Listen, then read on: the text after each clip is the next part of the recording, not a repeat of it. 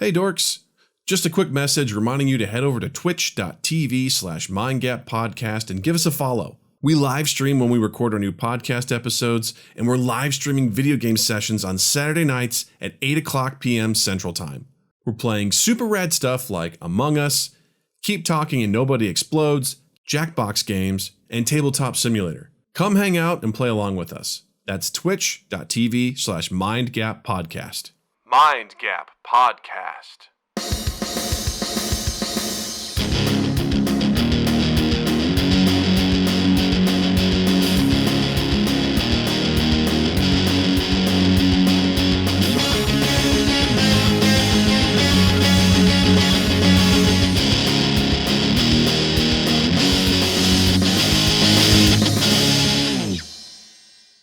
Hey everybody, welcome to Mind Gap Podcast. I am Doug. And I am Justin. And I am Justin, and welcome to Mind Gap Podcast. I had two words that tried to come out of my mouth at the same time, and they morphed into a yang. Young, how are you? How you doing? Welcome to another edition of Your Political News. Justin's eyes, if you're not on Twitch, just got wide. Welcome to News of the World. I'm Justin. Zenny says she wants that reward, the nyan. That's I love it. The nyan is a soundboard clip for sure. Nyan. Nyan. Nyan. Got a lot of good stuff to talk about this week. So many great things. So let's get this. Let's get flush with topics, as the kids say. We are just nipples deep in the topics. Yep. I believe. We're De Niro's deep. I love that. That's what Robert De Niro's areolas are called. De Nirolas. De Nirolas. It's like the cut rate Daenerys Targaryen. There you go. Just giant areolas. Just huge. Huge.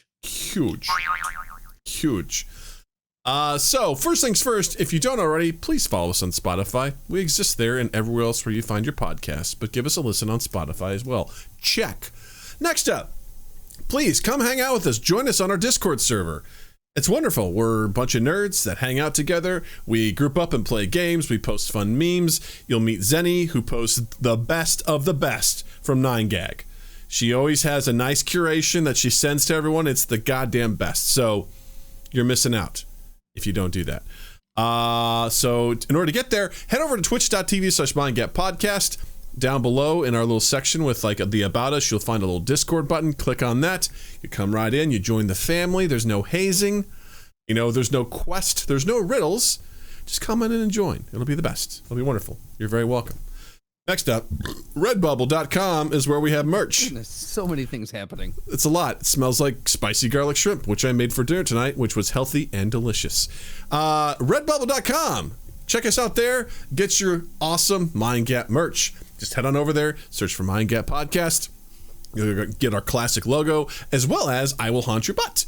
And that is available on so many different things, from t-shirts to hoodies to sweatshirts to coffee mugs to travel mugs to backpacks to little pillows and other things. Stuff. It's quality. Wolfslord just said it's quality, motherfuckers. It's great. It's good stuff. It's so good. So go check that out. Support the podcast. Get something cool while you're at it. We'll love you forever. Also, check us out at twitch.tv/mindgappodcast. Tuesday nights at 8 p.m. Central. That's when we broadcast live the podcast, so you can come hang out with us like these cool people on Twitch right now. Also, Saturday nights at 8 p.m. Central, I host a video game night. I pull up a game for about 2 hours. We hang out. We have a good time. It's great. Haven't quite decided what I'm going to do this Saturday. I'm kind of leaning towards maybe heading back into Outer Wilds. That game really fucked with me. I've kind of been thinking about it, but I'm also scared because I ended on a really bad note where I was flying into a planet. And as I kind of entered into the planet's core, a giant anglerfish ate me. And I think you need to go back and explore what's up with that anglerfish. I'm still haunted by it. And also the fact that basically a supernova happens every 20 minutes and then you reset. So you have to figure out the mystery of what's going on in 20-second clips. So, which is pretty wild. Slotty, it's so nice. So nice giving the gift of the sub. You're very kind. Thank you so much. So, Check us out, twitch.tv/mindgappodcast. Tuesdays at 8 p.m. Central for the podcast, and Saturdays at 8 p.m. Central for the video game night. And that, as they say, is that for... Can you spend that 20 minutes before the supernova resets you just following the anglerfish around and just seeing where he goes? Here's the thing. Yeah. I don't know, and probably not. I'm scared to go back in there. Because it's this planet with this little, like, it's like looks like a little misty hole, you know, and you sort of go through and it opens up to, it's almost like Harry Potter shit. You fly through, it opens up to this massive area. It's just all foggy and dusty, and you're like, kind of, I can't see shit, and then it's out of nowhere. You just see this little ball of light, and then followed by giant claw jaws that just eat you. Did you go towards that ball of light? I was just floating. Like, I didn't really necessarily go down or wherever. Okay. I mean, here's the thing that's crazy about it, if you really want to know. You have this tool that you can sort of aim to different parts of the universe or the solar system, and it picks up sound. There's other travelers that are out there that are playing music to let people know where they are, because they all have this kind of thing. And in that place, there's someone playing the harmonica, which means that there's someone that's in there. And I don't know how to find them, and I'm terrified to go back in there. So I feel like that's like a scene from Deliverance ready to roll. Yeah, I don't know. If Doctor Strange and the Multiverse of Madness and Deliverance had a movie bastard child, it feels like it'd be this. I mean, if the guy was playing banjo, I would definitely not go in there for sure. You know. Oh, we had a little that's bit. When you gotta go in.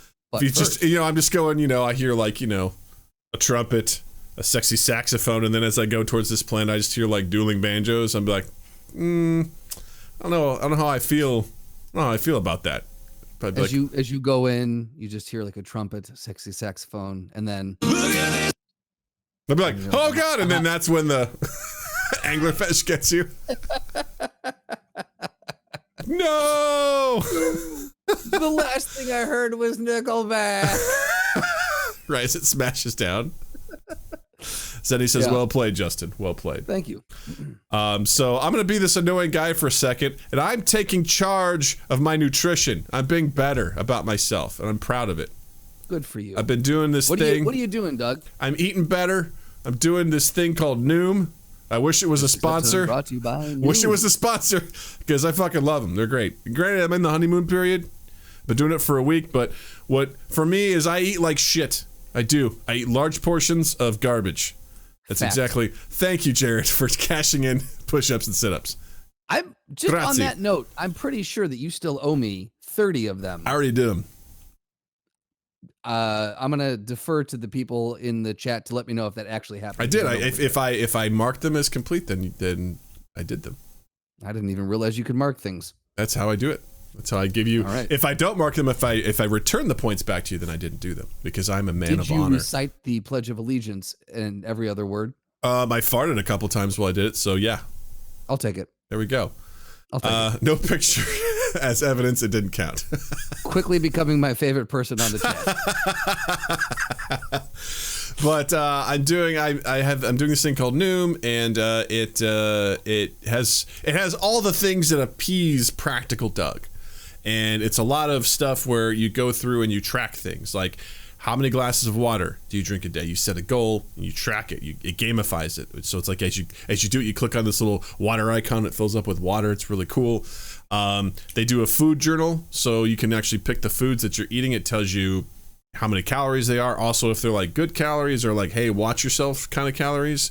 And they have a lot of really great recipes. And I found my new sweet treat that is not garbage, because normally, well, there's two. There's that thing, and then there's another one that I found.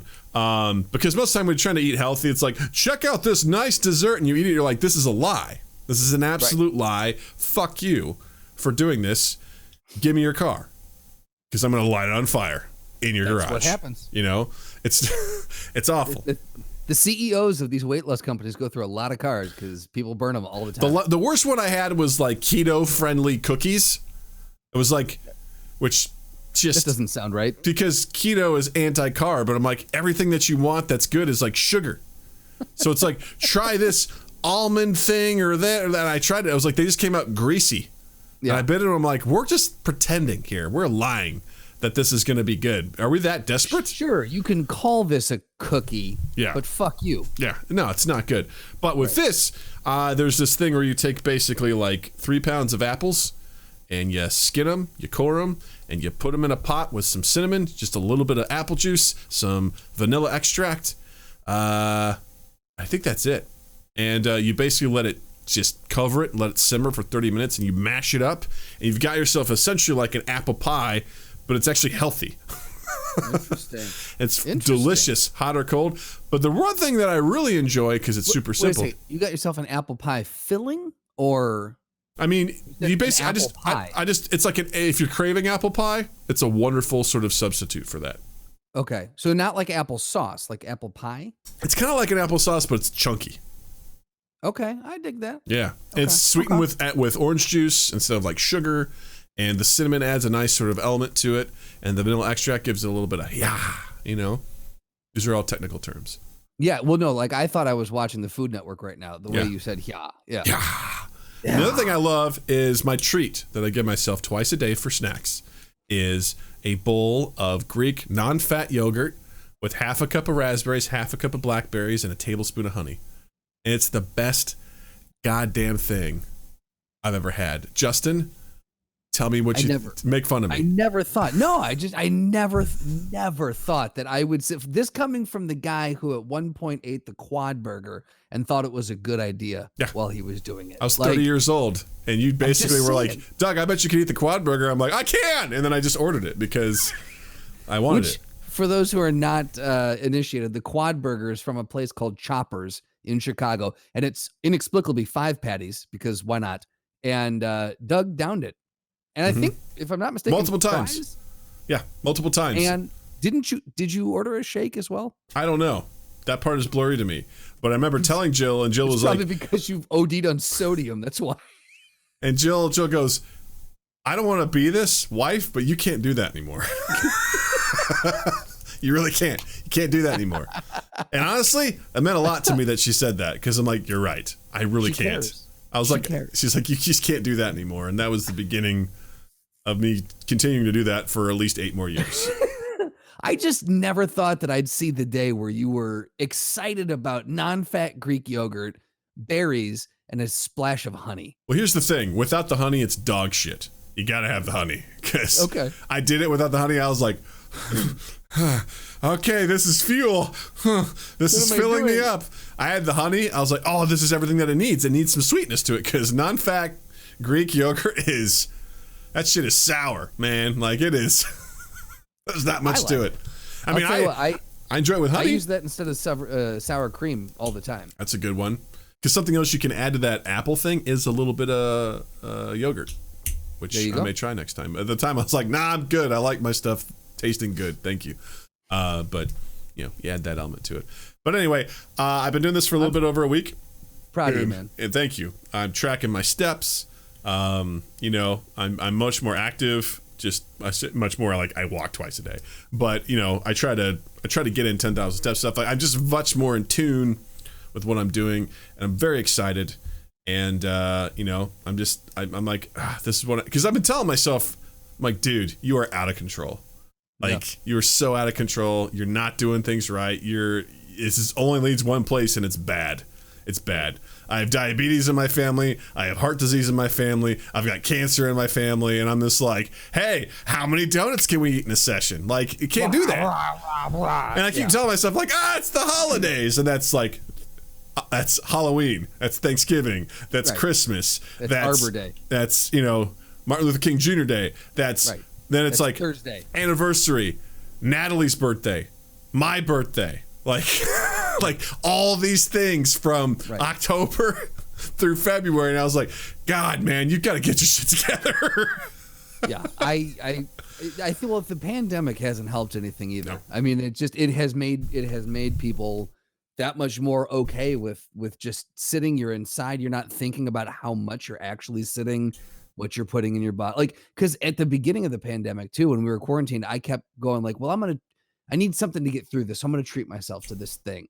And it's like, I need something. I need to give myself something. And the treats start coming and they don't stop coming. straight to the hips and you feel the ground running. It's been Nope, sorry, that's not the one. 1 year since the pandemic started. Wait, what song is? Find it, Justin. Take the time. There's right. Yeah. Hey now. So no, but you just you just start a couple weeks becomes a couple months, and then before you know it, you're a year into the pandemic, and you're still housing entire bags of Doritos. This guy, and I'm like, same thing. I'm like, I gotta fucking make a change. I have more time on my hands at home during the day where I'm like, yeah, I can let this thing bake for 4 hours. Like, right. Oh, I'm gonna smoke this entire brisket. Cool. Like, and then eat the whole thing. Yeah.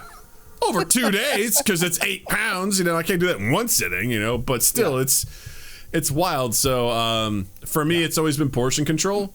So if I can stuff myself with good food versus the bad stuff, and just understanding things like, hey, if you eat a cup of watermelon, that has water in it, and that will fill you up more than something like a cup of raisins, which you should never eat because raisins are decomposing grapes. So don't do that. Challenge yourself, Doug. 8 pounds, one sitting. 8 pounds of what? Like eating 8 pounds or losing 8 pounds in one sitting, because both sound dangerous. Yeah, I don't like either one of those. We putting 8 pounds of hamburger in my ass? Is that what we're doing? That's brisket. One way to brisket. Oh, okay, I see what you're saying. I'm like, okay. I was gonna say 8 pounds of hamburger in your ass is one way to gain it and lose it all at the same time. That's right. It's also a great way to gain an erection. Hey, but anyway, all-star.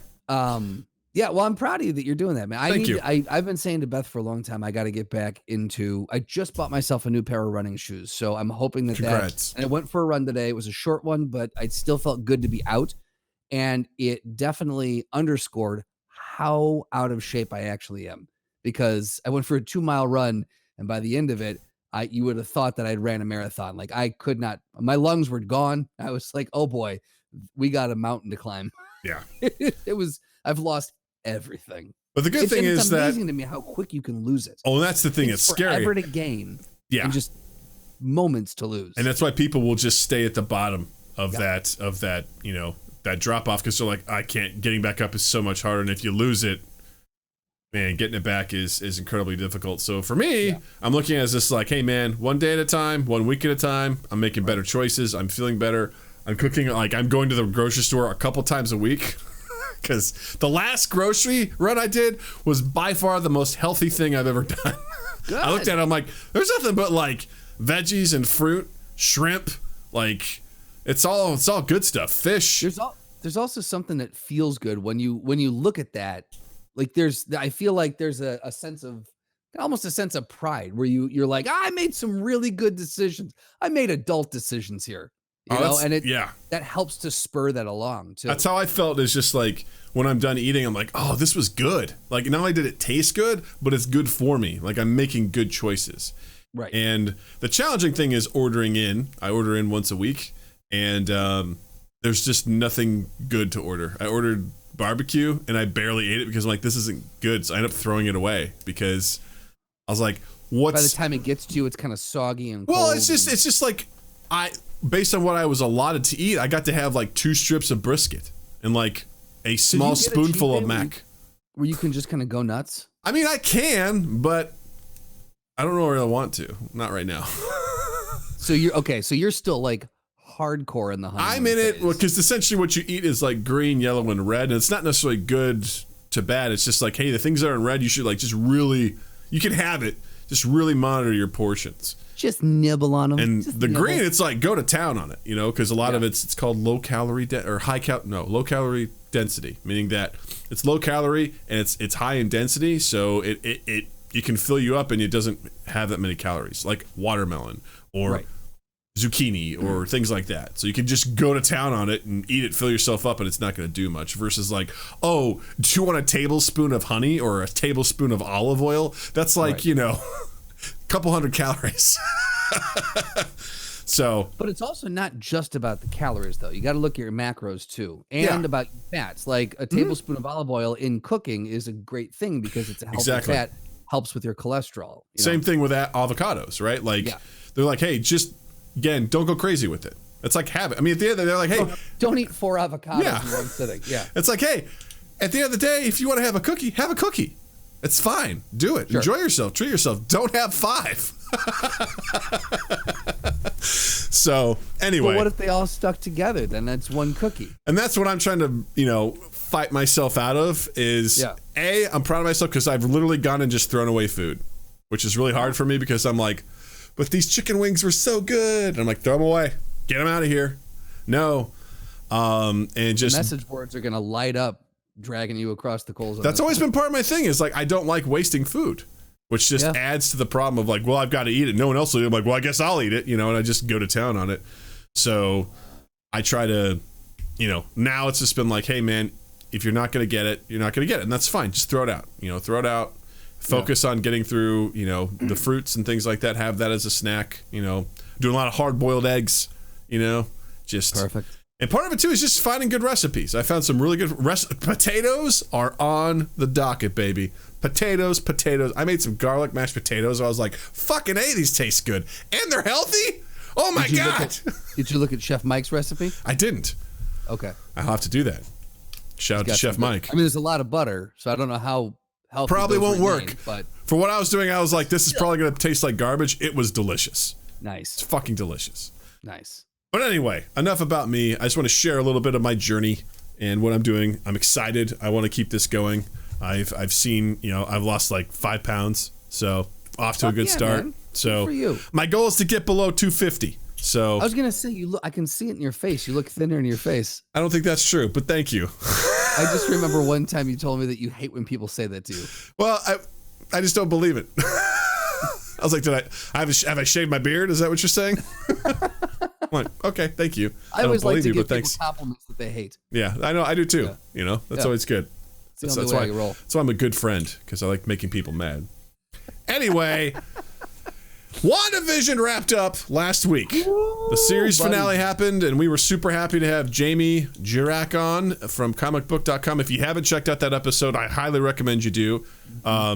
Do it after you've seen this show. Don't do it before. This is just loaded with spoilers. But Jamie was a blast, as always, to talk to. And she was on a podcast called Phase Zero, which is from comicbook.com, and they actually stream on Twitch on Friday mornings. I checked out that podcast too, and she and 2 other folks over there were breaking it down, and it was just a fun conversation. Actually, they're going to have the director of the show on this Friday at Phase Zero, so you should all check that out on Twitch. Just look up Comic Book, I think is what it is, comicbook.com, and find their Twitch channel and check it out. I'm going to be checking it out. It'll be nice just to hear from their, the director on some of their shit. Yeah. So, which would be really, really That's cool. an awesome get for them. I love that. So cool. But it wrapped up. Some people liked it. Some people didn't. Justin, what did you think of the finale? Also, spoiler alert. Oh, you mean in general? I thought you were going to follow that with a spoiler, but no, just I have to say this section will be spoilers. Yes.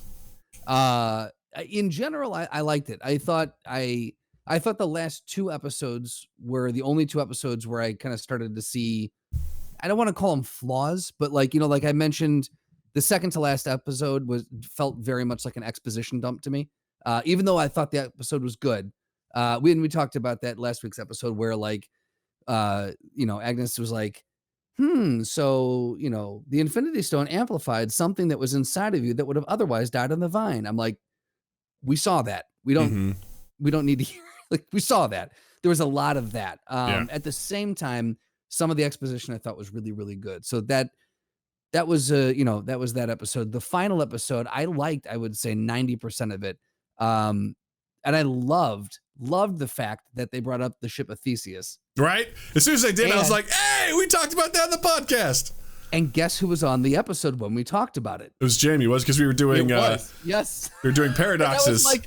That happened and I about lost my mind. I'm like, oh my God, it's all coming full circle. This is amazing. What's happening right now? So we were going through a list of paradoxes. Yes. And that was one of them. This is too weird. But yeah, so I loved that. I loved all the little, the fact that they mentioned Sorcerer Supreme, and they I loved all the little things like that. The only thing that I really struggled with is there was one line at the end where Monica Rambeau says they'll never know what you sacrificed for them. And Scarlet Witch goes, it wouldn't make them like me even if they did, or it wouldn't change how they feel about me. And I was like, right, because you tortured them with your pain and you kept them hostage. It shouldn't like, it doesn't matter how much you've gone through. You did a bad thing, and that was never addressed. And it just seemed like such a weird line that the rest of the episode, and there wasn't much left, but the rest of the episode I was like trying to figure out, I'm like, did I miss the context of that, or was that just kind of an off thing? So that was the only issue I had with that episode. I think there will probably be repercussions for that moving forward. Sure. I mean, undoubtedly she's going to be running from that, I feel like. Well, I think there's a reason why she's in a remote cabin.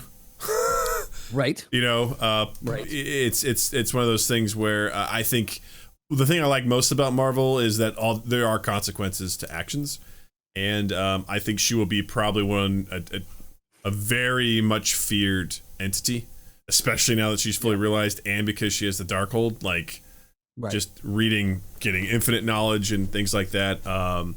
She will absolutely, Jervis says, I think Wanda will be seen as a bad guy coming up. Absolutely. Without a doubt. I mean. Well, and the thing, like Beth asked me, the first thing when we got done, she turned to me, she goes, okay, so is she going to be a bad guy now? And I was like, no, not in the sense that she's going to be a bad guy, like a true bad guy, in the sense that she's going after what she wants. And if anyone gets in her way, they're going to suffer. In that sense, maybe, but it's not like she's not going to be going after half the population of the universe like Thanos did. Like at that level of bad guy, no. But and that book she was reading is not a good book. It drives people crazy with knowledge. It has all the dark spells and all the dark knowledge in all the world, and it definitely creates an obsession. So I think obviously that would be wonderful lead into Doctor Strange in the Multiverse of Madness. I think she will play a large part in that. So I mean, she's currently on set filming it right now. So she full on that she is in that movie, because she did an interview from set and was like, yeah, we're filming it right now. So very excited to see what they do with that, because the fact that and I didn't realize this, the fact that Agnes had called out that the Scarlet Witch is more powerful than the Sorcerer Supreme, I went, oh, this could cause a problem. I was like, well, I'm glad we didn't do that for a throwdown, because we probably would have gotten that wrong. Undoubtedly. Yeah.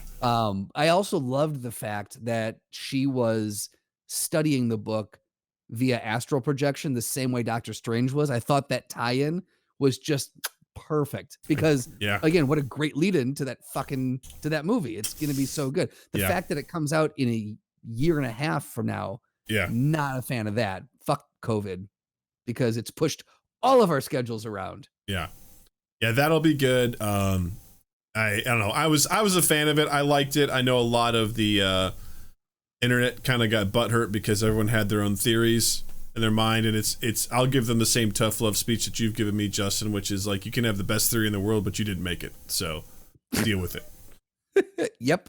So because I know a lot of people, and I think this is a fair one, like Pietro, not actually being Quicksilver, it was just an actor or whatever, like that was a misstep in my mind, because that was pure fan service, and Marvel isn't necessarily known for doing pure fan service.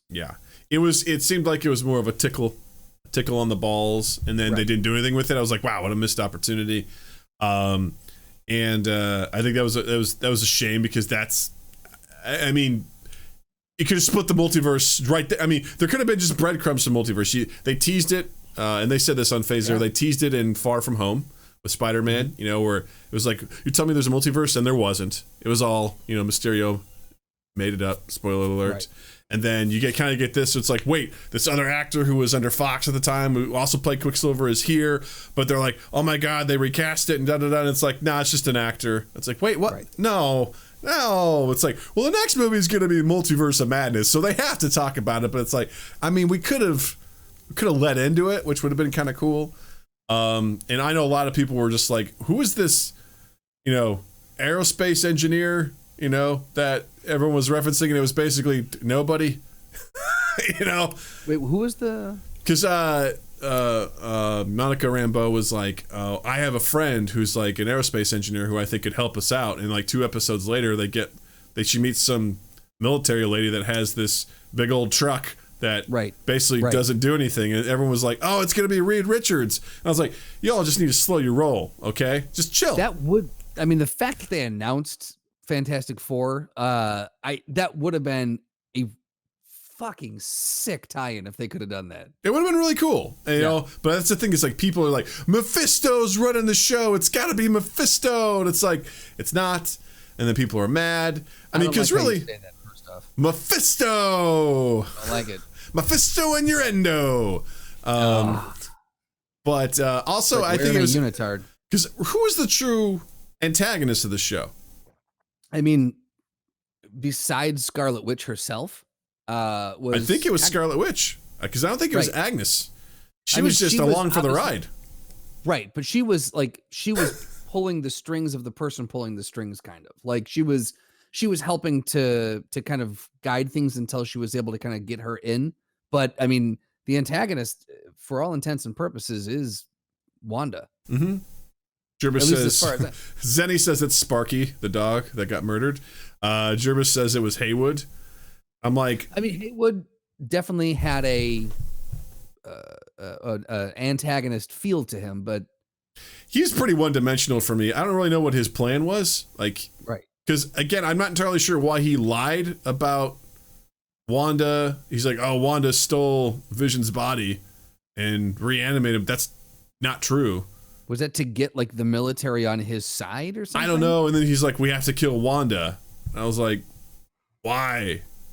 Because obviously they rebuilt Vision. I was like, why? I was like, wait, what? Because I thought that was a pretty big deal, where it's like they showed what happened, and she walked in, she's like, I can't feel you, and then she left.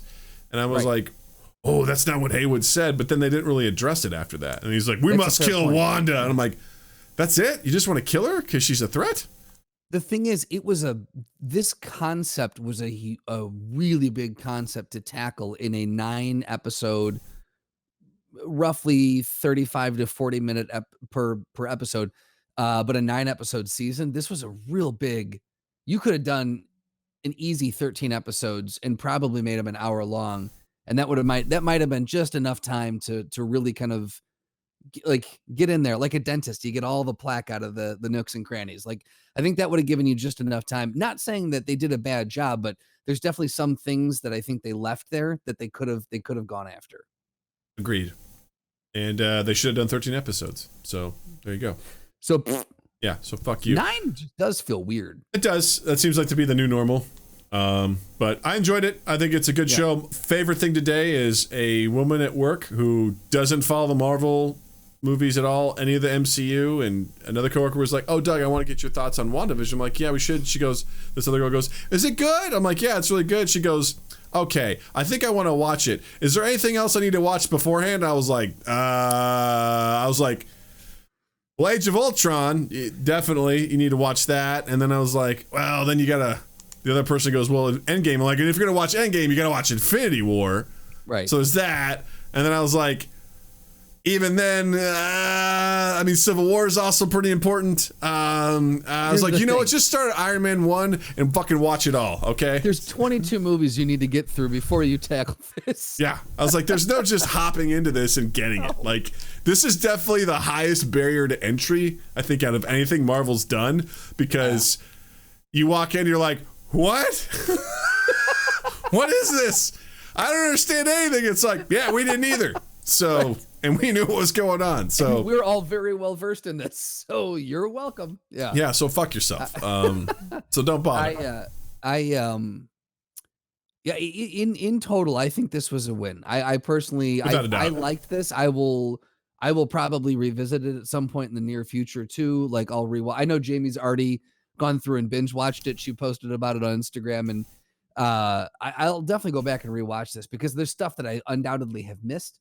That I'd like to go back and take a look at, but it was just a fun ride. I think, again, they took a swing. They took a risk, Doug. And thanks for reminding me. You're welcome. It paid off. The thing that Marvel has done is they innovate storytelling where in the sense that they were like, okay, let's take this concept of comic books and let's make it into films where everything intertwines and you can watch just Thor or just Captain America if you want, but you can also watch all of these together and they make a bigger story. Yeah. And then they were like, what if we tell a story in a really weird, fucked up way? But guess what? We're going to make it work. And so I think what they do really, really well is they take chances with telling stories in weird ways that you might not have seen before. So this one in that realm was definitely a win. Yeah. Two things. One, I thought that was an interesting observation. Someone goes, did you notice that Vision and Wanda's kids are basically smaller versions of her and her brother, but not her and Vision? Because in the comics, in one version of it, Wanda and her brother have sex. Wait, they do? Yeah, it's gross. Oh, no. I think in the Ultimates, like, they totally have sex, and it was like, yeah. Don't like. So as I saw that, I was like, oh, God. There's no robotic or anything like that. It's just. I never considered that. In my mind, I'm like, oh, yeah, Wanda and Vision's power, but it's not. Jared goes, of course it wouldn't be like Vision. Vision has no DNA. This is a world in which magical stones exist where you can snap your fingers and people can disappear. Okay? All right? This woman created her own sitcom in a town and infused her will and her emotions into their brains and controlled them. I think we can overlook whether or not he has a wiener with semen. I spit all over my mic and DNA. All right. An android shed a tear. Where'd that water come from? Gum fucked him up. That's the first thing I thought of when the Visions were fighting. I was like, Vision, get some gum in his mouth. You're going to ruin him. Just get some gum in there, man. Gum up those works. Gum up those works, man. Gum up those works. Jam some gum in his mouth. Stick it in there. Get in there. Yeah. Get in there. Yeah. Also, I want to say that I'm a fan of these limited series TV shows. Like, do you think this is going to be a one and done? I don't think there's going to be if there is a second season, it's not going to be for a couple of years because I don't think the continuation from this is going to be in the movies, which is interesting because this is what HBO wanted to do years ago with The Dark Tower. They wanted to have a movie and then have a series connected to it to bridge and tell more and then do a movie. And it's just like the world wasn't ready for it. People were like, this is crazy. Whereas now it's like, yeah, we're going to do a 9-episode series, WandaVision. We may not even come back to it because we've told our story, which I'm like, yeah, that's so fucking cool. I do like the fact that that's becoming a new vehicle for, I mean, limited run series have always been a thing. Like they've been on network TV before and stuff. Like it's not a new concept, but the fact that they are now becoming prolific enough to where, because you used to do a limited run series on like NBC or a limited run series on Lifetime, and it was pretty dog shit. Now you're taking this cinema quality, this movie writing, you're applying it to, like, you don't have to have like a 4 or 8 season commitment. You also don't have to write and budget for a 2-hour giant epic movie. You can do a 9-episode arc and then call it quits, and that can live by itself. And I love the fact that we have that now. Like if someone's got an idea, because I have ideas for what I think are like would be a series, but I have trouble going past season 1 for some of them. And like the fact that this is a viable option now for people who create, I think it's fucking fantastic. I agree. I think it's good. It's a great use of storytelling because it's nestled in with everything else and it works. And I'm super excited about it. And Jared, if you've got a bigger, go ahead. No, you go ahead. Got a bigger I was just saying, if you've got a bigger, wiener, if you've got a bigger property like the Dark Tower or Marvel, and you can splinter off and do something related to that too. I mean, even better. So. It just enhances that world. Yeah. Jared goes, oh, we can overlook things like that in WandaVision, but not Wonder Woman. Wonder Woman is riddled with plot holes and disasters. And yes, if she fucked Cyborg and she birthed Superman and Aquaman instead of that, I would call it out the same way, sir. I would. Because everything else surrounding it would be fucking weird. All right? So yes. Hard stop.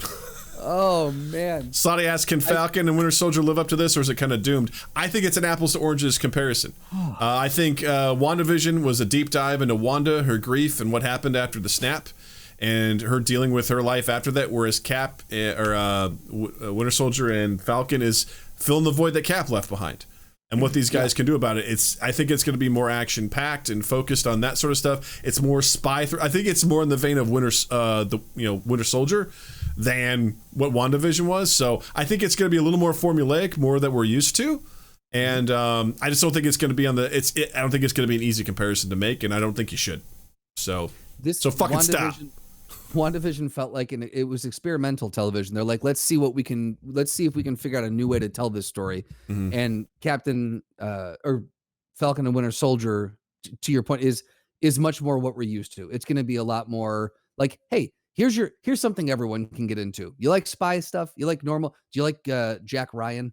Yeah. Do you like these other kind of things? Well, then do you like 24? Come on in. This is what we got you. And then WandaVision was for those who are just like, want to get a little weird? Come on over here. You want to reminisce a little bit and enjoy the world of sitcoms and while telling a story? We can do that. And Loki's going to be like, it's also going to be weird. Loki's going to be more in line with what WandaVision was, in the sense that it's going to be very experimental. I think it'll be a mix of both, because it's going to push more of what we know, I think, of the multiverse and Nexus and everything like that. Like, it's going to be exploring a lot of that shit. But yeah, I think it'll be more. I think it'll be a nice merging of both. Yeah. And I do. We had a fan reach out and say something about you, Justin. They're like, Justin has got. Did they compliment my skin? They said, the court's in session, Your Honor, and we have an argument against the defendant. Hear ye. Hear ye. They said, just started listening to your WandaVision cast. How did Justin go from saying Marvel never takes risks every time you guys discussed a Marvel movie to Marvel consistently does things that have never been done before? Can you smack him on the next one for me? I like it. Can you smack me? I can with my emotions. Right. So, no, the answer is no, he can't. You've lost one. Let me tell you why you're going to lose the other. Because I have the mic, jackass. No, it's a fair point. That's a fair point. I mostly say that just to piss Doug off and give Drew just a little sliver of hope. But no, I think look, you can.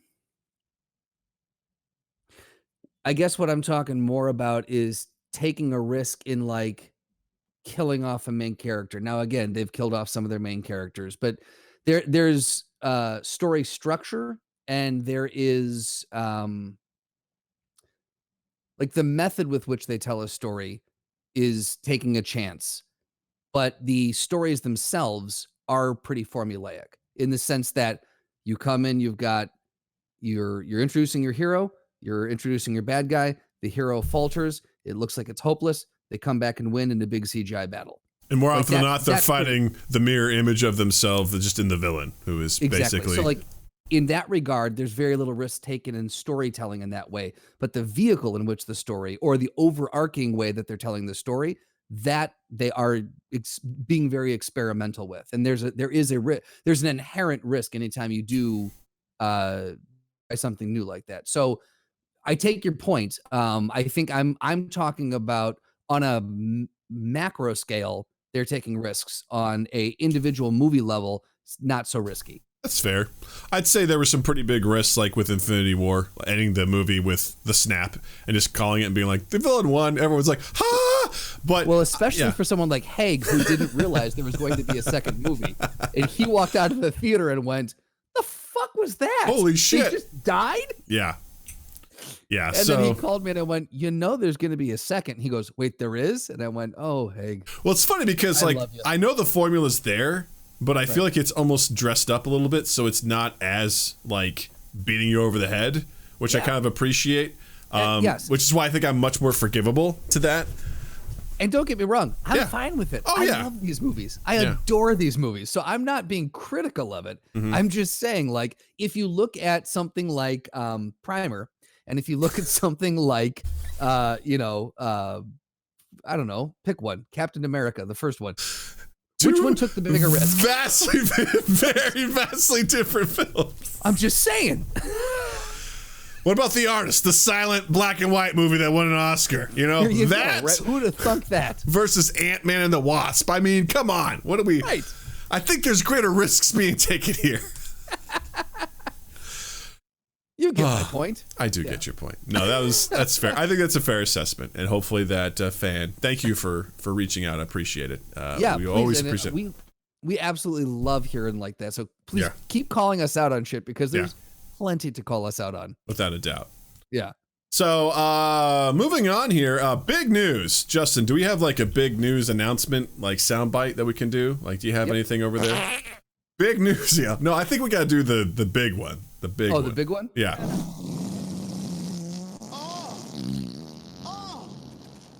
What is with these camels? That one was me. This just in.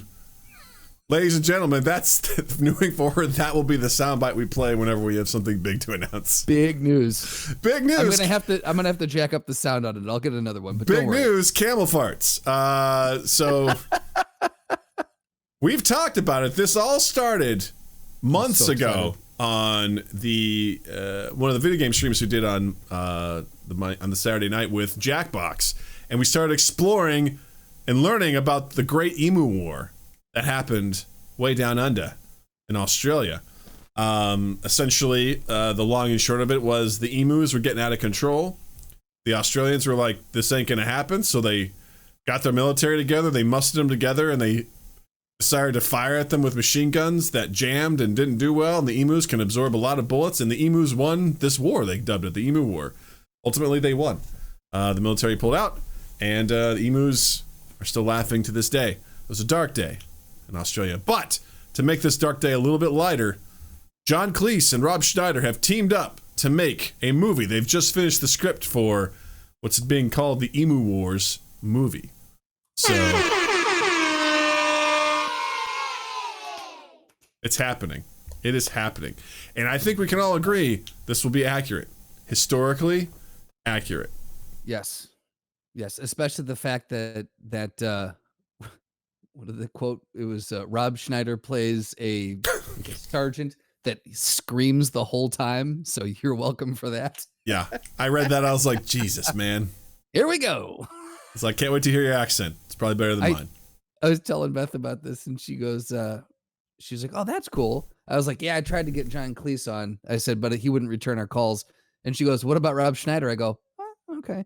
And she goes, wait, you don't want Rob Schneider? I go, Rob Schneider? She goes, oh, wait, like from the 80s and 90s? And I go, yeah. She goes, oh, yeah, no. Jared says, my national pride will be screaming the whole time. Yep, pretty much. Because Jared made a good point, too. You've got a British and an American person writing about an Australian incident, which, to be fair, it's not like an Australian has to write about that. But well, what is an Australian other than an American and a British person morphed into one person? That's science. It's pretty close, I think. I read about it on Wikipedia. Yeah. So no idea when that movie's coming out, but when it does, you'll get the announcement here in a very special way. And we are going to be watching and we'll do an episode on it. Don't you worry. Hopefully that will go right to streaming. Because I don't want to go to the theater to watch it. It'll be on HBO Max same day. Boy, I hope so. Same date, yeah. That would be great if that would happen. Look, if we can get I don't want to disparage. If we can get Rob Schneider on here, I would kill to have Rob Schneider on here. You know, I don't even know what I'd talk to him about, and that's not me being shitty. I'd just be like, I don't even know. I mean, we'll talk about the fucking Emu War, Doug. And nothing but the Emu War. Nothing but the Emu War. Oh yeah, Jared says he's still waiting for you to watch These Final Hours, which, by the way, is great. It's a great movie. What is that? It's about the end of the world in Australia. It's really good. Oh, it's a movie. I've never heard him reference it before. Well, now you have. No. It's on record now, sir.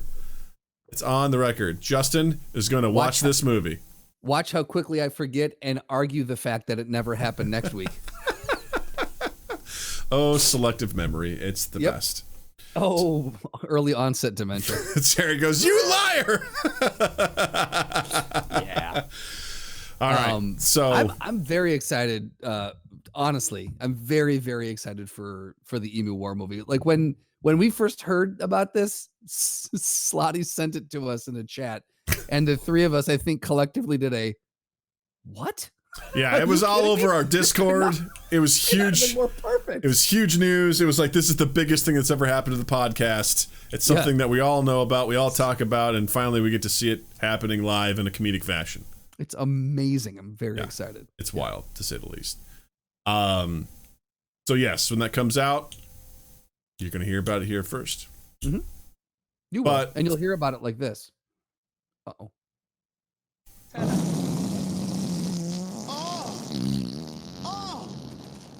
What is with these camels? That one was me. By the way, bonus points if you can figure out what that comes from. What's that clip from? Figure it out. Let us know. Figure it out. Let us know. And you win a prize.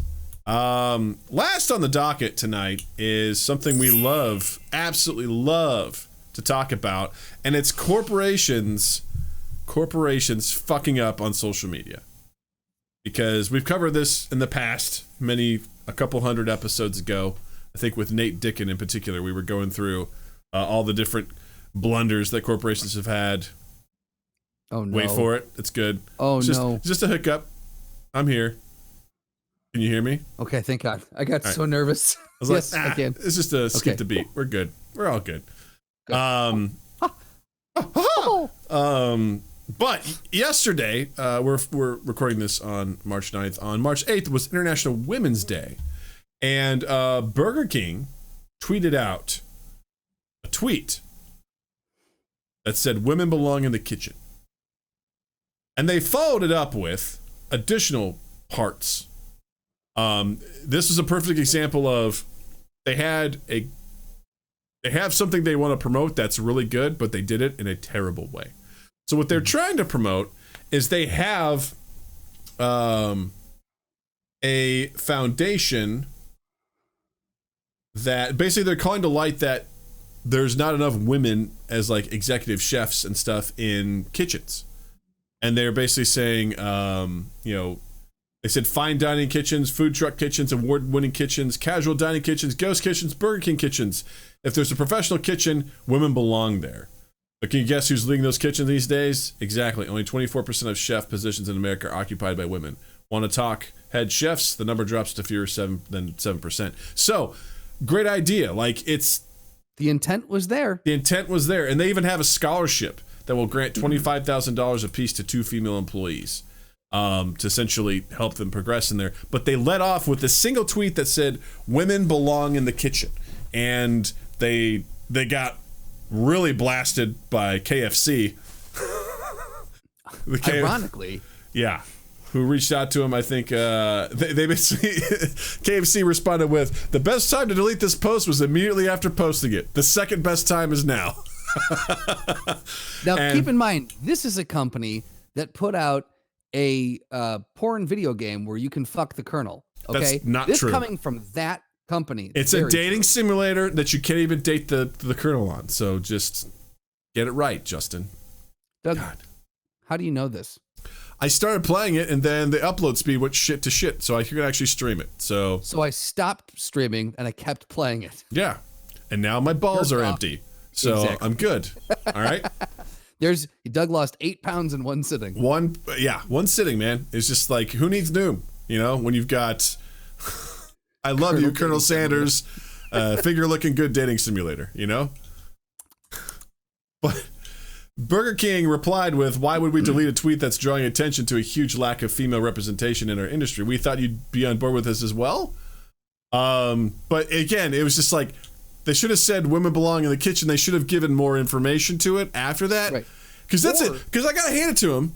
That's a great way to grab attention, but the wrong kind of attention. Right. Well, the thing is, with the way Twitter works, the way that things live on Twitter, you don't wait for the next tweet, or you don't put it in a thread of tweets. You make that part of the initial tweet, so there is no missing it. There's no going, "Oh, I didn't scroll down." Like, you have to make sure that it is undoubtedly clarified in that first initial tweet. You know where that women belong in the kitchen should have probably gone is the last tweet in the thread. Right. Well, you know what? I would make the argument that I would say it didn't need to happen. The That tweet too. never should have happened. They could make the statement that, we need more representation of female chefs in the kitchen, helming restaurants and getting things out the recipes out there. They could have delivered that thought without saying the phrase "women belong in the kitchen." You did not need to say that because sure, it's going to draw attention, but it's also an inciting phrase, especially on International Women's Day. Like, yes, just awful, just terrible. Because the thing is, you're capitalizing on that sentiment, and it's gross. Yeah. You It know, was poorly executed. A really great thing that was poorly executed.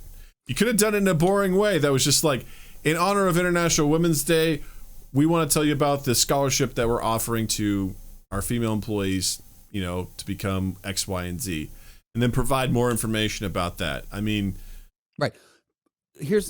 It is very similar to the Illinois Congresswoman who said Hitler was right about one thing.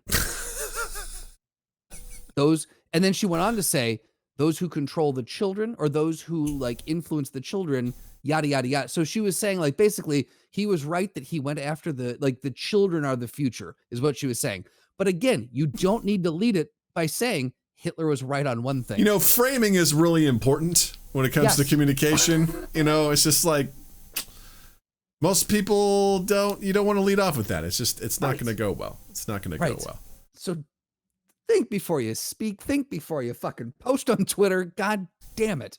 So there's a couple other really great things. We found this article from 2019 from Inc. It's the 10 worst social media fails of 2019. The real-time case studies and how not to behave on social media. It is just on 2019. Yeah. Like that. It's because it happens so often. Yeah. One of them was Sunny D essentially was pretending to commit suicide or saying how they can't do this anymore. So they unleashed a series of tweets implying that the brand was losing its will to live. So it says, while some users were entertained, others point out that a juice brand posturing as a depressed individual is inherently insensitive. Mm-hmm. Yeah. I mean, look, we can all agree that Sunny D should cease to exist. Yeah. Okay. It doesn't Fake need orange to be around juice. anymore. Right. We're all good on that.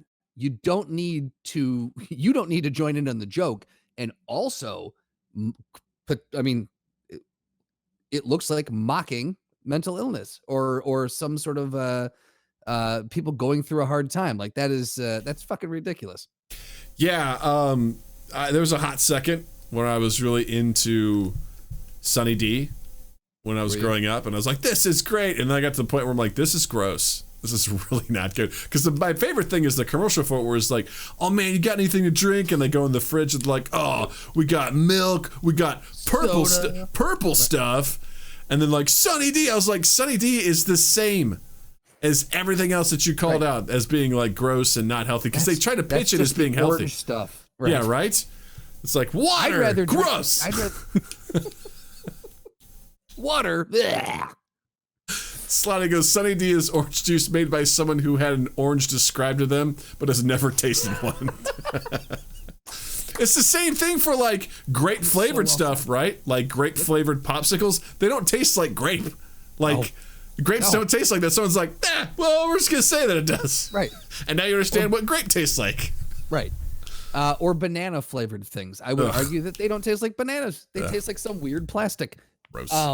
The other, I would rather drink Tang than Sunny D. Yeah. Tang is tasty. Sunny D is not. Yeah, Sunny D is nasty. No. And we got another good one on here from Leto Pizza. Never heard of it, but let's see here. What was it? In 2019, they posted a pizza that looks like the American flag, but except instead of stripes, they had pepperonis. Instead of stars, they had black olives. And they tweeted out a picture of their pizza with hashtag never forget. Yeah. It's like, yeah, because that's good. Yeah, well, I'll tell you what, we won't forget that you put this ad out there. Yeah. Yeah. The one that kills me is this one that the Montgomery Bay Aquarium tweeted out. They posted a picture of a I don't know if it's just an unflattering picture or if this otter is overweight, but the caption on Twitter said Abby is a thick girl, THICC girl. What an absolute unit. She chonk. Look at the size of this lady. Oh Lord, she coming. Another what is it? Another internetism. Internetism. All right. Well, right there, fuck you. But that's just. Yeah. First off, don't shame otters. Yeah. Second, the language, very, very, very, very specific on who you're targeting with that language. Who are they targeting, Justin? Slotty. If I know Slotty, he was the first one to like that post. Yeah. It wasn't very good. One of my favorites was the artificial intelligence disaster from Adidas. This one is really bad, where they launched a new line of gear for UK soccer club Arsenal, and it rewarded any user who tweeted #DareToCreate by posting an AI-generated jersey with their Twitter handle on the back. Again, anytime you look for internet participation, you're going to get the worst of the bunch. Trolls with hateful handles exploited the campaign. Soon enough, Adidas' official account was tweeting branded jerseys with offensive messages on the back. Yeah. The worst of them are too vile to type, but if you need a hint, think Holocaust denial and mass extermination. One of them was @gas all Jews. Which, there you go. You see that on the back of a jersey. It's just like, ugh. And the fact that Adidas's AI then takes that, tweets out a picture of the jersey with that, with the caption @gas all Jews. This is home. Welcome to the squad. Now's the time to seal the deal. Order your new shirt here. Like, they were automatically just like, oh, we'll just set this thing to automatically retweet these, and oh boy, that's not what you want. I love this. In 2016, Microsoft's chatbot Tay showed that when AI was given limitless exposure to the internet, trolls will take advantage, which leads us to Uber. In April of 2019, a troll changed his Twitter display name to the N-word and tweeted at Uber's customer service account about a negative experience it had while using the platform. In response, Uber tweeted, "We're sorry about that N-word," except the actual tweet wasn't censored. Yeah. Yeah. And again, I would argue, it's not like Uber said that. It was an algorithm, it was a program they had set up, but shame on them for being dumb enough to set that up. You have to have foresight. You have to know this is going to happen. Yeah. You have to know that. And then the last one here, the UPS store, basically, it tweeted, "If your child addresses a letter to the North Pole, you can leave it with us. We do shredding." I think that's pretty funny. You know what? Look, that one is the least offensive of this entire bunch. Yeah, right. I'm fine with it. Yeah, I think that's fine. Yeah. So, long story short, if you are thinking about, and I think these are lessons that we can take as well as individuals, right? Think before you post. Really consider what you're going to do. And to quote Mike Birbiglia from his special "Thank God for Jokes," there's a bunch of idiots out there that have ruined jokes for the rest of us because they say a bad joke and then at the end of it they go, "I'm joking," when they're done. And he does this wonderful bit where he's like, one guy came to work one day and was like, "Nice tits, Betsy." And everyone was like, "What?" And he's like, "I'm joking." And the boss was like, "No more jokes." And that's how it works. Yep. They ruin it for everybody because they just add that tag at the end and they think that's like, it's a joke. No, just because you offend people and it was bad doesn't mean you can just let it go away and be like, "I was joking." It's like the guy that used to work at my office. I think we were calling him Chet. Yeah. Is it? Yeah. Again, like he just, everyone was on edge when he was around because he said those jokes and everyone's like, great. That was a complete mood killer. Yeah. We're just going to go our own way now. Oh, I'm sorry. That was a pedophilia joke about Girl Scouts. Cool. Well, this meeting's done. Yeah. Yeah. Have you ever seen Good Morning Vietnam? Yes, I have. I just rewatched that recently. It was like $5, so I bought it. I'm like, this is a classic. And there's the lieutenant who just knows in his heart that he's funny, and he takes over for Robin Williams' character. And he's just, everyone's like, just at one point, people are just being blunt with him, like, sir, you are not funny. This is bad. Right. Do not do this. And he was just doing bad jokes. He's talking about, he's like, I want you to know that 2 of my jokes are being considered to be published in Reader's Digest. Like, just really, really bad. And when he gets told to get off there, he's like, sir, in my heart, I know that I am funny. He's like, I don't give a shit. Pack it up and get out. Like, just, those are the kinds of people that are so delusional about what they think. And it's like, hey, man, at the end of the day, do other people laugh? And that's what it comes down to. And if they don't, sorry. And the flip side, if 90% of the room laughs and 10% don't, I still think it's funny. So it's the 10% that don't like it.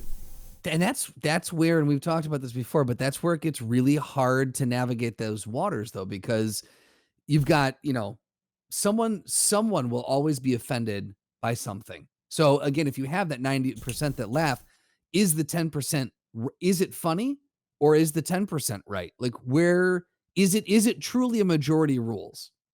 Because I guess that's maybe where I'd like to kind of round this out or wrap this up is it a majority rules thing? Like, what if someone made a joke about, I don't know, let's say the Holocaust. If someone made a joke about the Holocaust, there was 10% of people in the room that didn't laugh, but the rest of the room was laughing. Was it a good, okay joke? Or is it cancelable because 10% of the people were offended? I would argue that majority rules in this case, because there's not every joke's not going to land. And I think it also goes in line with, are you laughing for the rest of the show? But then you hear that one joke and you're like, right. It's like, you kind of gotta, I look at it as like a collective. There used to be this, I think I talked about this before, there used to be this company called T-Shirt Hell. And I would sign up for their, this way back in the day, I would sign up for their newsletter, and they would come out every month. And they had just awful T-shirts, like extremely offensive T-shirts. Like, I think one of them was, I'll give you a snippet of one that I remember. It says, I eat more pussy than cervix cancer. Like, that kind of stuff. Whoa. Yeah, just really, like, if you go there, it's called T-Shirt Hell. I mean, you know what you're getting. And they would share their hate mail in their newsletter, and they would constantly say, people would be like, this was funny until you talked about cancer. Like, you can make fun of X, Y, and Z, but don't you dare talk about, and the person's like, you can't do that. Like, once something hits close to home, it's no longer funny. What about all this other shit? It didn't hit close to home to you there, so now it's funny. And like, that's kind of my sort of perspective on it. Is, what's the intent? Is the intent to harm or upset people? Because there's that. If it's like, look, man, these are jokes. All right, I'm telling them, we're laughing, we're having fun. If one doesn't land with you, I'm sorry. Like, okay, but if the majority of the space appreciates the joke, I think it's a good joke. If it's 50-50, not as good. And if you're below that, it's like, you probably need to do better with it. Go back and rewrite it. There are so many different paths that I want to walk down in discussing this. We don't have the time. You are like, there are so many things that are firing right now in my head that I want to, these little branches that I want to go down. We might have to put a pin in this and come back. A mind gap? Bum, bum, bum.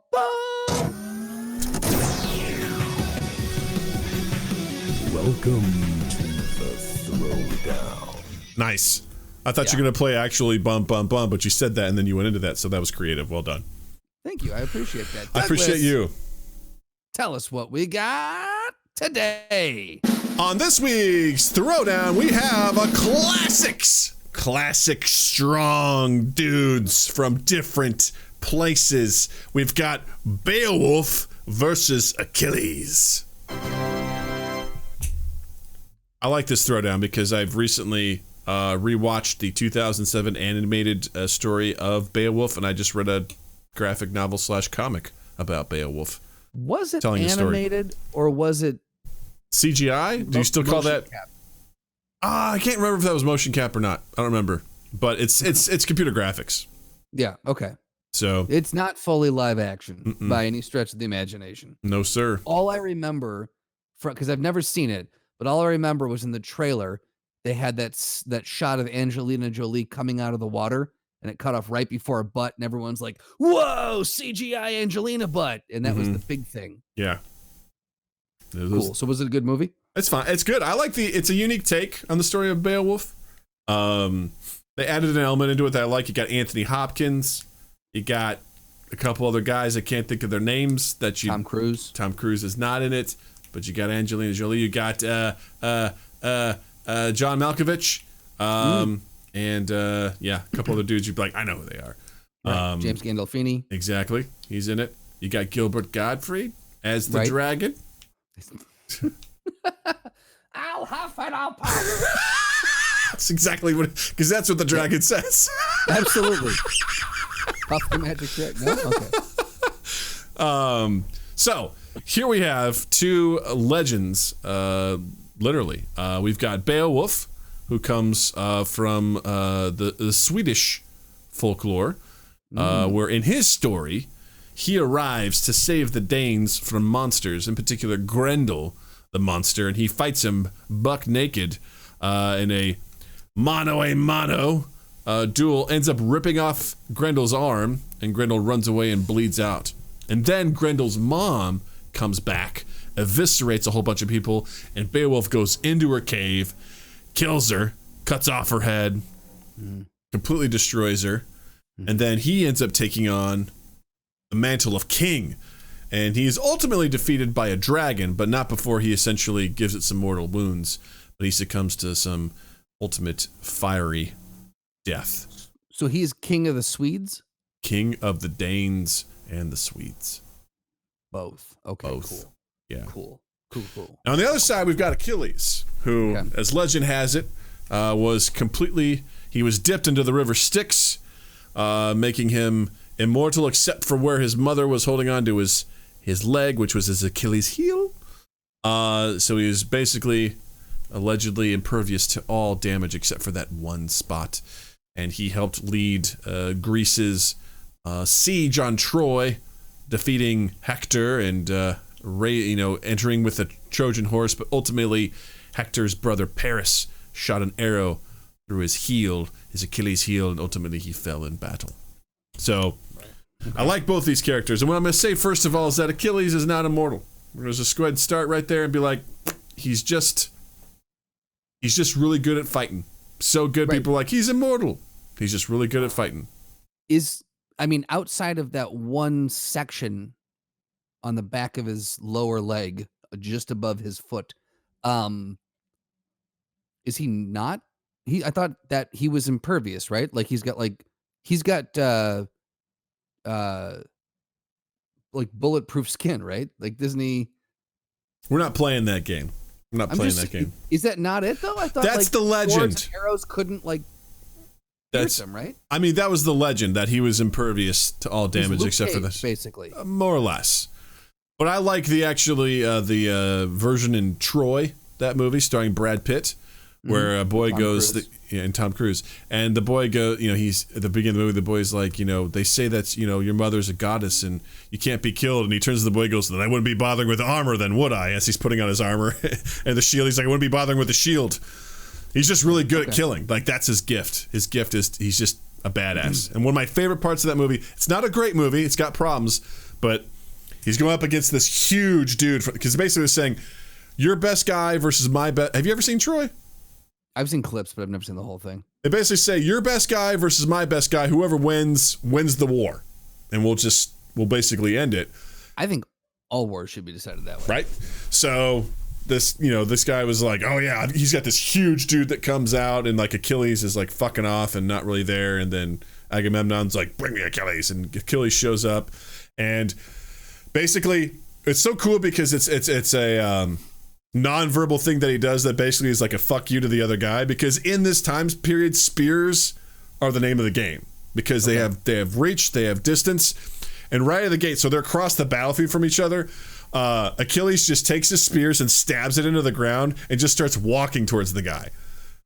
And he basically is like, I'm gonna come over there and I'm gonna kill you. And the guy, he has a couple of javelins and he's like throwing them at him, and like Achilles blocks. And then he gets the first one, he throws down his shield, another one comes down, he just dodges, and then he's just running with his sword, and as the guy pulls out, unsheaths his sword, Achilles just jumps up, stabs him right here in the neck, and then just like the guy just falls over dead, and he just stares at the army, and the army's like, Jesus Christ. He's like, is there no one else? And with the stroke of his sword, he ended a war. Like, interesting. Completely did it. And so he's just like, that's why people are like, he's immortal. He can't be beat. So is Achilles a real person?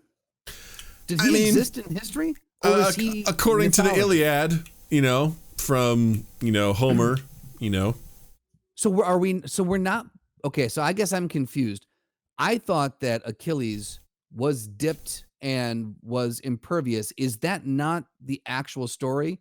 Is it just legend built up because he was so good? That's why I said I would love to go back and meet Achilles, because I'm like, dude, do you know the stories they tell about you? Like, what really were you like? That is like the legend and the mythology, just like Beowulf killed a monster and ripped his arm off. You know what I mean? And both of these people are allegedly real people. I think they're probably rooted in some truth, but you're also talking about a world in which people spread stories by word of mouth. Okay. And so we're not having a monster slayer go up against an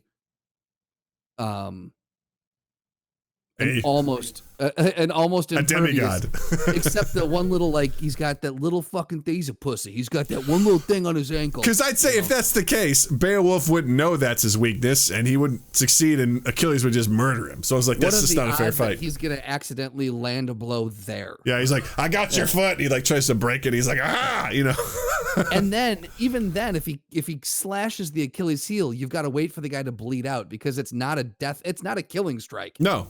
He's just that's why I'm like, this is also weird, because he cut his heel. It's not like it cuts a femoral artery or anything like that. Right, he's so just like I can't. I'm limping now. Okay. Yeah. Cool. Okay, so we're gonna base this off of the fact that these are just two badass warriors who know their fucking shit. Mm-hmm. Got it. Okay. Yeah. Beowulf. That's interesting. Tell me why. Well, I come from Nordic descent. He's Nordic. He wins. I'd say if it's a straight hand-to-hand combat, I think Beowulf wins. I think he's why? Because I'm taking it now. I'm not going to take everything from the legend, but he is a big grappler. The fact that, according to legend, he was able to rip a monster's arm out of its socket. Sure. I mean, again, if we whittle that back to, like he broke this dude's arm, like, he seems like a big grappler kind of guy.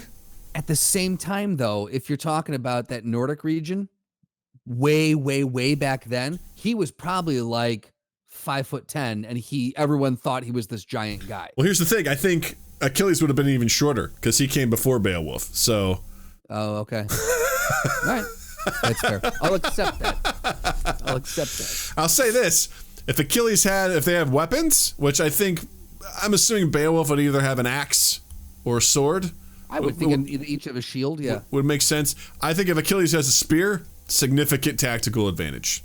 He's got reach, and I think he would. I think he would give Beowulf a real tough time if they go straight weapons. But if it goes to fisticuffs, I think Beowulf beats him. I mean, this is a really big, like, what if, because there's no way you see Beowulf disarming Achilles and taking it to fisticuffs. Based on stuff that I've read watching the historical movie Troy. Yeah. Right. And seeing what's like if based on that sort of stuff, I think Achilles, the biopic Troy, his tactical ability in battle is phenomenal. Like, he is an incredible warrior. He's very good with his weapons, and so I don't see him getting disarmed. Like, I just feel like someone like because Beowulf seems like, and when I say he seems like a scrapper, I don't mean like someone who's just back alley brawls. I mean someone who like has seen the shit, has got, because like Achilles seems like he leads armies and he's tactical in that way. Beowulf seems like he has to fend for himself, and he's gotten good at just surviving. Well, so Achilles is definitely a guy who's like He doesn't lead battles. He leads them by being out in the front and fighting. Like, right, but he still has an army behind him. Beowulf seems like a solo. I mean, Achilles solo artist. Challenges guys to one-on-one battles to see who wins the war. And, that basically seals the fate of most people. Whereas Beowulf, I look at Beowulf as like a big-ass Viking. That's kind of how I look at him. Sure. And Achilles obviously is a nimble Greek warrior with a spear. So, well, if we learned anything from 300, the phalanx works as the man covers the man to his left from thigh to waist. I forget how it goes. I literally just watched this the other day. I mean, all you need to remember is tonight we thigh to shoulder, phalanx. I'm going to give it to Achilles. I think he has more battle prowess, and while I think Beowulf has the strength, I think Achilles would be quicker and would be more deadly with the spear. And I have to say, I'm going to give it to Achilles because I don't think that either of them would be caught. I don't think that Achilles would be caught without a weapon. Agreed. I think Achilles constantly has a weapon of some sort on him. And again, if we're basing it off the fact that Beowulf is a brawler and Achilles is a weapons expert, then you've got to give it. If he's got a weapon, it's game on. So I say that Beowulf can't handle himself with a weapon, but I think Achilles would be better. Right. Yeah. Okay. Cool. So Achilles. Yeah, baby. Good stuff. That was a fun one. I thought it was gonna be quick, and we really dove into it, and that was fun. So well, I feel like I need to get into these characters now. I think you should. Like I need to watch movies from 2007 because it seems to be when they all came out. Well, you should definitely watch Beowulf. It's on Amazon Prime, and Troy is around there somewhere. It's not a great movie, but it's fun. It's definitely a fun one. All I know is there's a plane that flies over in that scene you were talking about. And I think someone might have a watch on too. That's hilarious. That's good. Yeah. I always notice because they use the same, if you listen, listen closely, they use the same sound bite as like background people, like you shouting at each other. They use it twice in the movie. I'm like, there it is again. It's like, the key, like they say it twice. I'm like, come on guys, you already used it. You're using it again. It's like, don't be lazy, Take some of your budget and just put it towards like a second sound effect. The sound guy could just go out in his backyard and yell something else in Greek or whatever he's doing. It's just like, it'd be anything. But it's like, they're like, nah, let's use it again. Who fucking cares? Right. Justin, what do you have to promote this week? Oh boy. I'm going to say, without a doubt, go watch Kangaroo Jack. It is an award-winning film. And I mean that very seriously. It won an award for this. What is with these camels? That one was me. Yeah. So go watch the award-winning Kangaroo Jack. And what was the award it won? What's that? What's the award it won? Oh, it won the Kids' Choice Award for Best Fart. There you go. Award-winning film. I recommend the podcast, The Apology Line. It's a limited run podcast. I think it's like 8 or 9 episodes. And it centers around this artist from the 1980s who started something called the Apology Line. It was a number people would call, and he essentially had an answering machine set up, and people could apologize for anything that they wanted. He told them not to give their names or any identifying characteristics and gave people an opportunity to apologize for any wrongdoing that they were done. And he created this experiment, which went on for many years, and it's really fascinating. And I highly recommend it. And you can find it wherever you find podcasts. It's called The Apology Line. Check it out. I don't want to give anything else away. It's really interesting. That sounds awesome. It's really, really cool. I think you'd really like it, Justin. Okay, I dig it. You do dig it. I dig it. Speaking of digging it, dig us at all of our social medias at MindGap Podcast. All of our social medias at MindGap Podcast. Also, please don't forget to check us out on YouTube. Smash that subscribe button. Hit the like button too. We post all of our episodes there, as well as highlights from our shows and our Twitch streams. And check us out on Twitch, twitch.tv/MindGap Podcast. Head on over there, drop us a follow so you'll get notified whenever we go live. And we stream Tuesday nights at 8 p.m. Central Time and Saturdays at 8 p.m. Central. Saturday nights is our video game stream. Please come hang out with us. We love it when you're here engaging with us. You're part of the show, and we love having you around. So don't forget to check us out there and check out Justin online as well. On Instagram and Twitter at Justin_Michael, spelled Mikel. It's the fun way of spelling it. And while you're in the online realm, check us out on Spotify, on Apple Podcasts, Google Podcasts, Stitcher, Podbean, Verbal, all the places you can find and consume the podcast. Rate us, review us, share us around, subscribe. The big one is sharing. Just copy the link, Send it out to your fan base, your social following, and let everyone that you know that they should know us. That tracks, trust me. Then twoeast8th.com/mindgap, and keep an eye on all of 2 East 8th stuff, because next Monday we are going to be releasing the trailer for Sid Penrose. Yeah. All the backers got to see the trailer already. Goes wide to the public next Monday, and then within the next probably month or so after that, that film should be coming out. We got to do a cast and crew screening, a backer screening, and then it goes public, baby. So yeah. Oh, baby. That's exciting. I can't wait, man. I'm looking forward to it. You guys spent a lot of time working on that, and I can't wait to see it. We're happy to have it done. We're happy to not have to work on that movie anymore. That's awesome. Yeah. Well, Justin, I just want to say from the bottom of my heart, thank you. Douglas, I mean this more than I've meant anything in my life. Thank you. And to all of our Twitch followers and Twitch people hanging out in the Twitch, I just want to say to you, Twitch yourself. I love you. And listeners, listen to what I'm saying. Thank you. You all have a dandy fucking week. Mind Gap Podcast.